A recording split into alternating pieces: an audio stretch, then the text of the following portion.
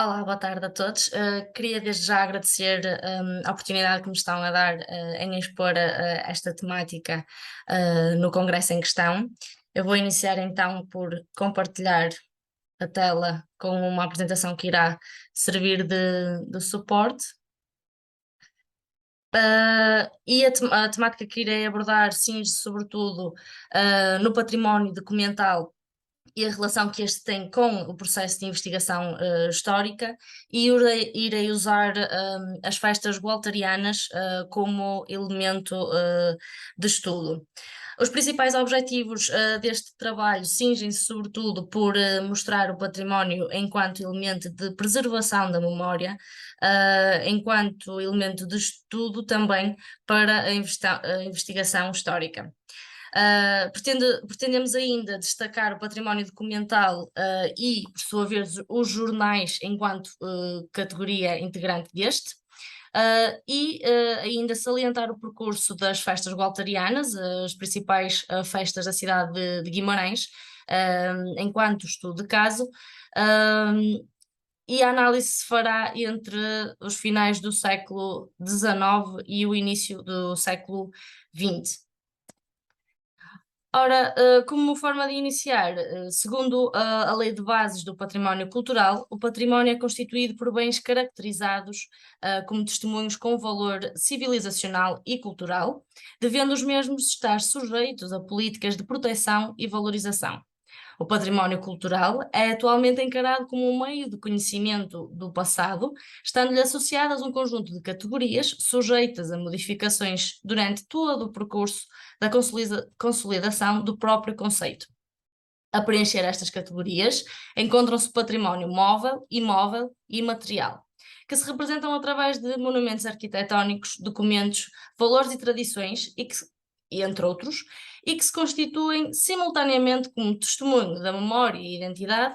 de uma determinada população ou região, mas também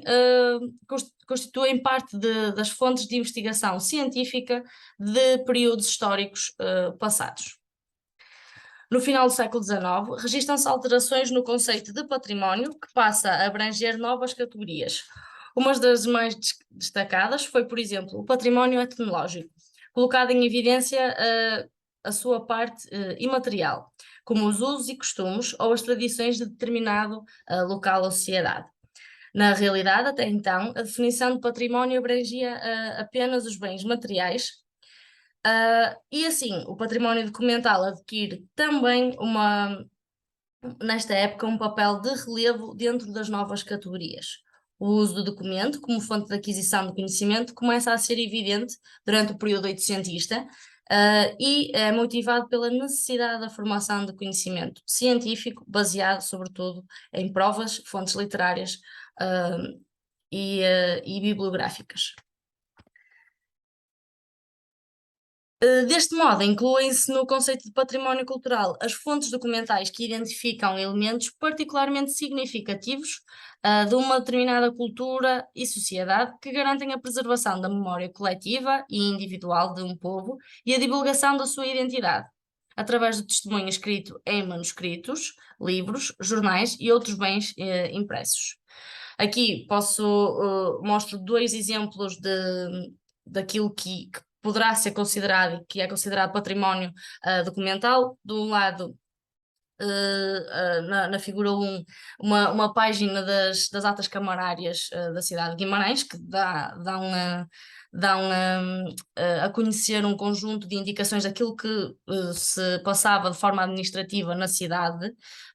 ao longo dos diferentes períodos históricos, e por outro mostra ainda um relatório escrito por Ricardo Jorge em 1918, que então, por destacar neste caso o tifo exantemático, se pode verificar também de que maneira é que a própria população reagiu a esta doença, e assim nos dará também, ajudará então na própria construção da memória relativa a esta doença, por exemplo. Ora, no caso do jornal impresso, importa destacar que, paralelamente ao desenvolvimento do processo de aquisição de conhecimento, que se notou sobretudo entre os séculos XIX e XX, passou a enquadrar a categoria de objetos pesquisáveis que facilitavam a compreensão do passado. Através da metodologia baseada na inventariação de títulos de jornal, é possível analisar a informação de uma determinada região de forma pormenorizada, pois as notícias abordam o cotidiano destas mesmas regiões e, por sua vez, temas relacionados com a vida política, a economia dos diferentes estratos sociais e até mesmo os comportamentos da população local. Ora, se por um lado o documento adquire valor patrimonial quando possui informações sobre a memória e a própria identidade, por outro, o documento pode ser utilizado como fonte de investigação histórica. Assim, os jornais, como se cingem nestas características, fazem também parte então desta categoria, a categoria de património documental. Nas imagens, eu indico então 3 exemplos de jornais publicados entre o século XIX e o século XX, um jornal local, o Vimaranense. O Comércio de Minho é também local, mas como era referente à cidade de Braga e Braga era a capital do distrito, abrangia também informações sobre as restantes cidades, e ainda o jornal A Capital, um jornal de cariz nacional. Ora, para que se possa perceber melhor ou demonstrar o que anteriormente foi referido, escolhemos analisar as festas gualterianas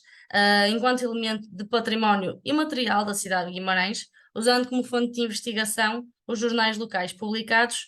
sobretudo entre as últimas décadas, a partir da década de 80 do século XIX e as décadas iniciais do século XX. Estas festividades ocorrem ainda hoje, no primeiro fim de semana de agosto, e realizam-se em honra de São Gualter desde 1906. As festas gualterianas surgiram no contexto da necessidade de reanimar a principal feira da cidade, denominada Feira Franca de São Gualter. E que à data, sobretudo que à data referente então ao início do século XX, se encontrava num estado de decadência, sendo cada vez menor o número de vendedores de gado, de barracas de quinquilharias e a quantidade de pessoas que a frequentavam com a finalidade da compra de produtos ou apenas de ocupar o seu tempo livre. Apesar da decadência desta feira ser sobretudo notada nos inícios do século XX, os jornais vimaranenses já noticiavam a necessidade de reanimar a própria feira nos finais do século XIX. Ora, os jornais acompanhavam o estado de regressão da feira e algumas das notícias publicadas davam conta da urgência de a reanimar. Desde a década de 80 que a imprensa local dá a entender que a feira, que em tempos foi considerada uma das mais importantes do Minho, estava cada vez menos concorrida. O jornal Comércio de Guimarães, em 1885, dá conta que esta feira, que costumava ser imensamente concorrida, caiu numa decadência completa. A notícia em questão é assinalada então na figura 7, e ainda o periódico Religião e Pátria, que noticia em 1888 que a Feira de São Gualter não foi realmente uma feira, foi um pequeníssimo mercado em que nem a oferta abundava, nem a procura aparecia. Notícias como estas foram frequentemente publicadas até 1906,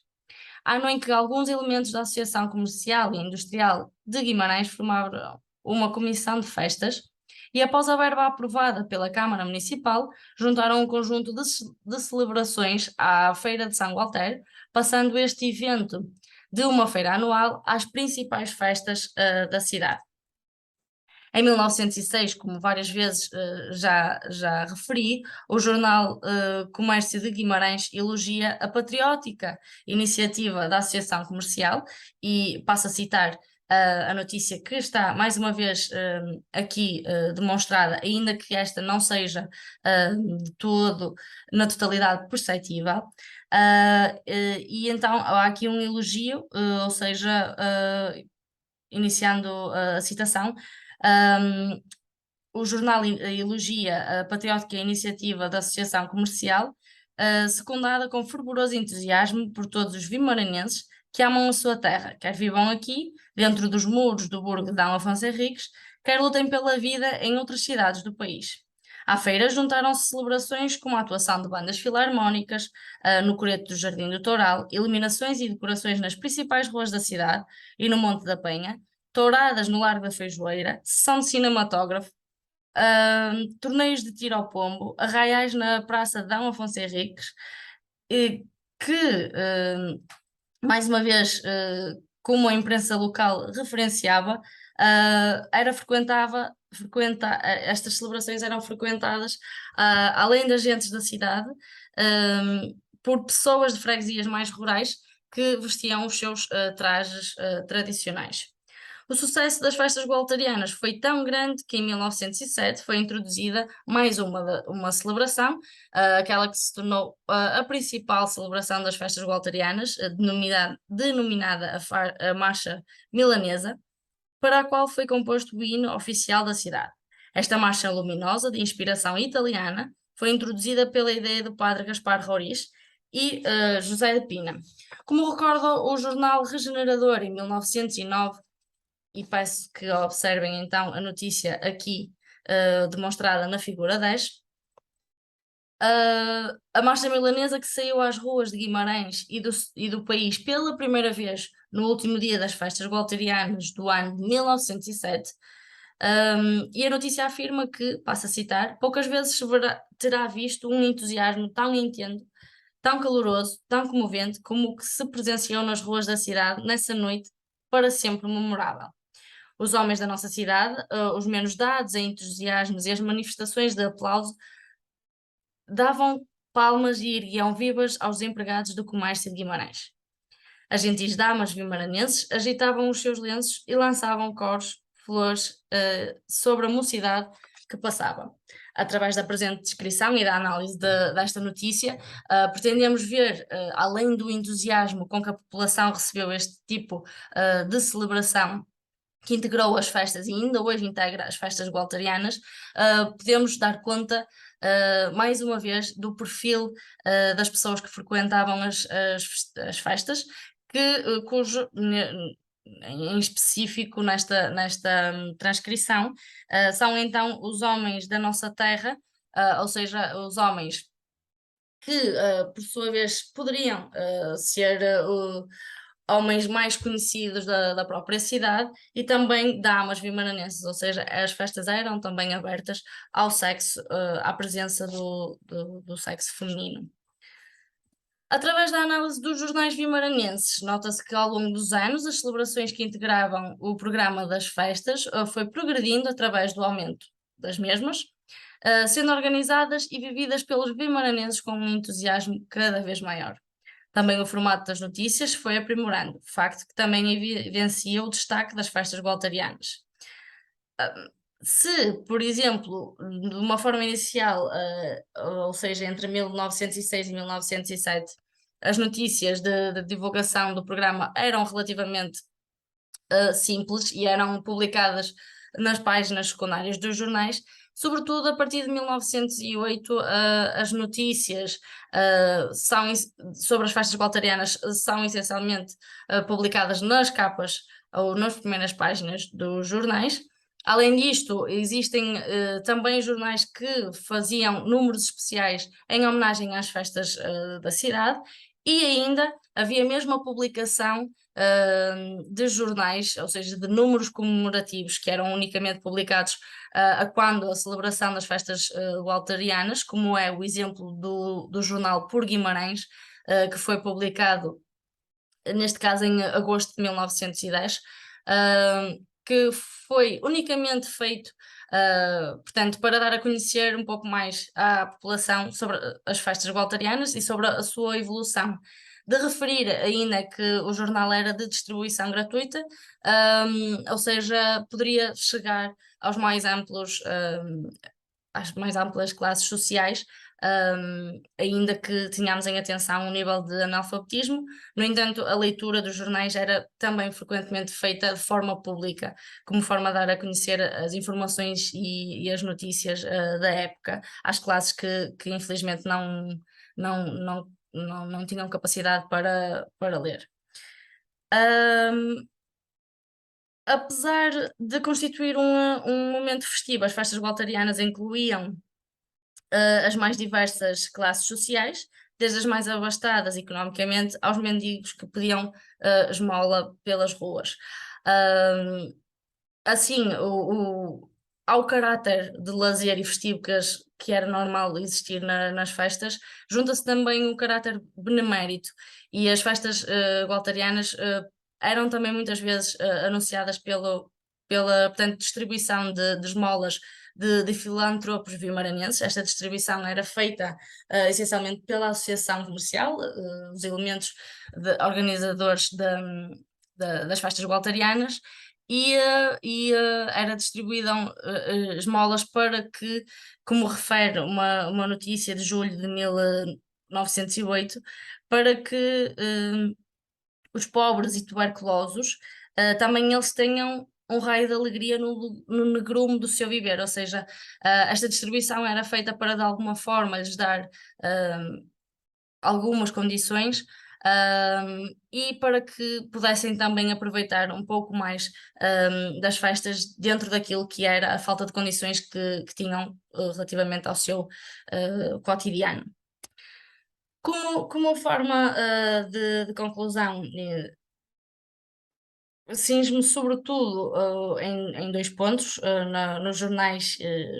que é o principal foco de estudo desta comunicação, e nas festas gualtarianas usadas como estudo de caso. De facto, os jornais podem ser então um elemento constituinte da categoria de património documental, então porque contribuem para a construção e reconstrução da memória dos acontecimentos passados, e por sua vez são também uma fonte profícua à investigação histórica devido à informação pormenorizada que as notícias muitas vezes contêm. Por isso, tendo como base a análise das festas gualtarianas, ainda que seja feita de uma forma algo sucinta para esta comunicação, através da análise dos jornais publicados entre os finais do século XIX e inícios do século XX, foi perceptível perceber, portanto, as tradições e a evolução das festas gualtarianas, que passou, portanto, de uma feira em decadência para as principais festas da cidade. Conseguimos perceber ainda qual as principais celebrações que as festas foram ao longo do tempo adquirindo, destacando a marcha milanesa, que ainda hoje é o principal número das festas gualtarianas, e ainda conseguimos perceber o perfil social de quem frequentava estas festas. As festas religiosas eram de facto abertas a todos os elementos da sociedade da época. As festas gualtarianas não são exceção, e várias vezes nas notícias nós podemos perceber que realmente existiam a assistir os elementos das classes mais abastadas, os elementos que viviam no centro da cidade, mas também elementos de classes portanto, que viviam em freguesias rurais, porque trajavam e davam a conhecer os trajes mais tradicionais da zona rural da cidade. Eram também, este tipo de festividades eram também propícias à deambulação de mendigos que pediam esmola, e várias vezes eram descritas também a presença, portanto, de cavalheiros e senhoras, ou seja, o sexo feminino era também avistado muitas vezes nas festas religiosas, e neste caso em específico as festas gualtarianas. Destacamos ainda, além do seu caráter festivo, também o seu caráter benemérito. Desta forma, despeço-me então e termino a minha comunicação, e espero ter sido clara. Muito obrigada pela vossa atenção. Vou então deixar de partilhar a tela. Obrigada então, com licença.